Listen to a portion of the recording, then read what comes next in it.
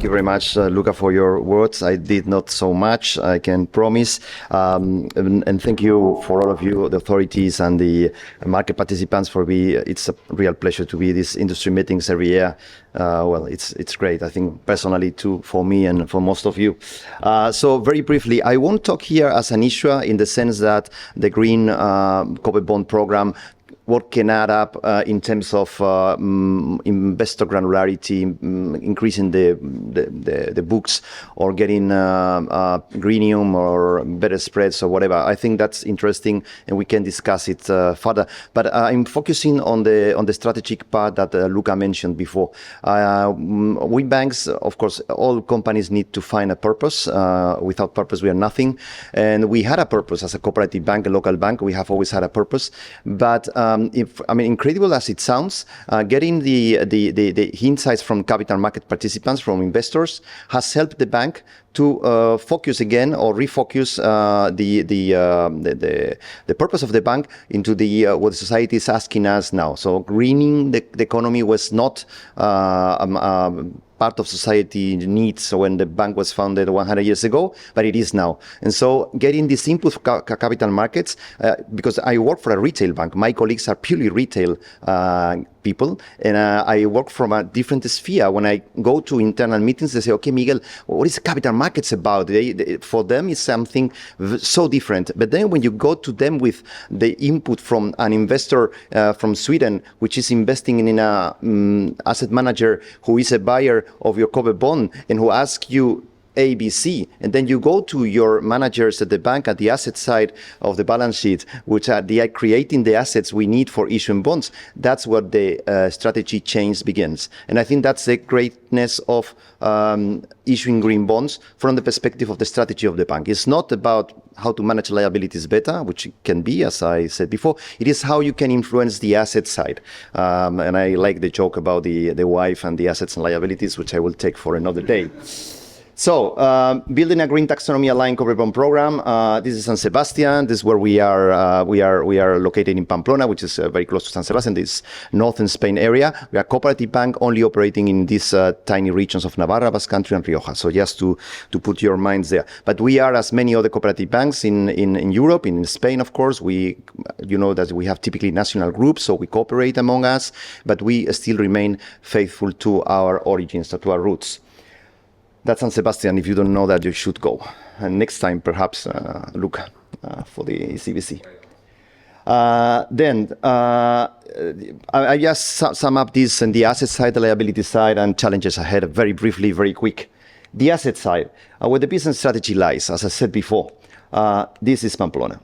The mission, we have this purpose as a regional cooperative bank, and within our strategy, mortgages represent 55% of the loan book.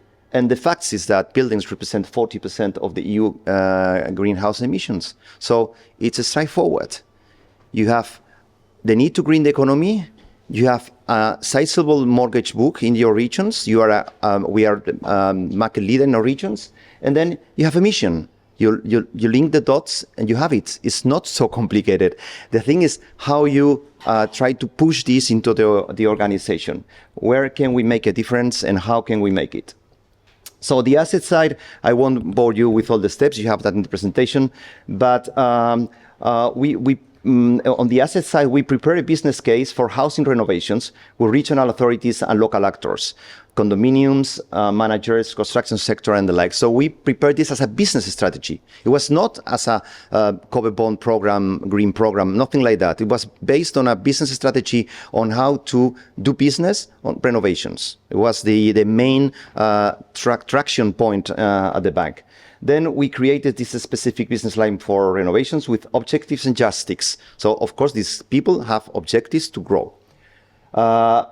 Since 2019, all mortgages were being tagged with the creation of 4 IT fields. This sounds stupid, because before that date, of course, we had the data on EPCs, which was mandatory since 2013, it's in the directive. But we had it on a PDF format, which serves nothing. You have the PDF on the system, which you can do nothing with that. But with the 4 IT fields, or 2 figures and 2 letters for, on energy and on emissions, you have it. That was a very important step. Then from 2021, we tagged all the mortgage, almost all the mortgage portfolio to a third-party agreement in Spain, which was done with many market participants in Spain, a kind of statistical or something like that estimation of the EPCs, which worked really well. From there, from 2022, we are publishing the EPC breakdown of the whole mortgage portfolio, not just of the covered bond pool or whatever. We are making a publication of the whole mortgage portfolio to see how that evolves with time and how renovations are greening our stock. And we have also published in 2023 the decarbonization targets, which of course are linked to the strategy to renovations. So that's where you can see the breakdown in our mortgage portfolio allocation. Everything is public on our investors and on the general website of the bank in several languages, English, Spanish, and Basque. and we publish on this information on a mortgage portfolio allocation and impact reporting. This is how our IT looks like, just to give you an impression. This is the area where we operate, Navarra, Basque Country, and Rioja. And here you can see for EPCs, for each dot is a property. Okay, so you can see for each dot whether it is an A, B, C, D, F, G, you can see all the information and go aggregate it or see one by one. So it's doable. That's the EPC on primary energy demand, and we also have the EPCs on carbon emissions. There are two, there's both ways, and you have to have both. Moreover, we have the physical risks too, which is something which we, for the time being, we don't know exactly what to do with this. I'm sure many of you also struggle with this, but we do have the physical risk data property by property, okay, assessed. So it's floods in rivers and coastline, desertification, fire, and earthquakes, and everything is yeah. Of course, if you had a better, higher resolution, you will see that is the Ebro Valley, when there is more flood risk, and then on the mountains there are some minor earthquake risk because of the Pyrenees chain and whatever. So everything is there on the system. So suggestions and conclusion for the asset side from my side. This is a teamwork. It won't work if you don't involve the commercial department, the strategy, the business lines, the credit risk department, the IT, and compliance. It won't work. That's a need. The second thing is it has to be structured and traceable. We have created a sustainability committee, and every decision is taken written, and then we commit ourselves to do the steps we have doing, and we make an annual plan, and it's there. And you have to be gradual. We didn't do all the things at the same time. Of course, I mean, just for the sake of clarity, we are not the only green covered bond issuers. There are many of them, of course. It's a humbling comment. And you can add, or you should add, layers of complexity one by one, maintaining this coherence and doing things step by step, which is doable. Okay, so you don't have to go for the whole package on the first year. Then on the liability side, and another thing we also discussed briefly on the coffee break is that these steps, which are needed for a green bond program, at the end of the day will be needed for many other regulatory requirements, such as the green asset ratio. So it's not something that you will use only if you are a green issuer. It's something you will do at the end of any bank will mandatorily have to do something similar to that, at least on the diagnostic phase, because you have the diagnosis and the commitment phase. But at least on the diagnosis phase, you are already required to publish information, and we will be, of course, with CRRD, more requirements coming there. On the liability side, so you can use external visibility and investor expectations as a lever for internal change. Not just to use that for the sake of greenium or getting more investors, which of course is perfectly legitimate, but also I would suggest to use that as a lever for internal change. When investors say something and you go to your bank, specifically if your bank is retail, regionally oriented, it counts because it's something which comes with the seal of important people which have a bigger insight into the realities of markets. So I won't bore you with all the steps we took, but just here, the importance of getting to know your mortgages, getting to know the asset side, getting to know the covered bond asset class, of course, involvement in industry bodies and meeting investors' expectation. This has been key for me and for the bank.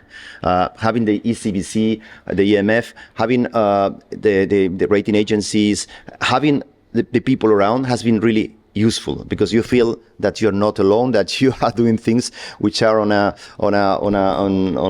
there's a group of people thinking likewise. And of course, at some point, you have to go to the green ambition. You have to decide strategically that you as a bank want to do something. Okay, that's clearly a turning point here.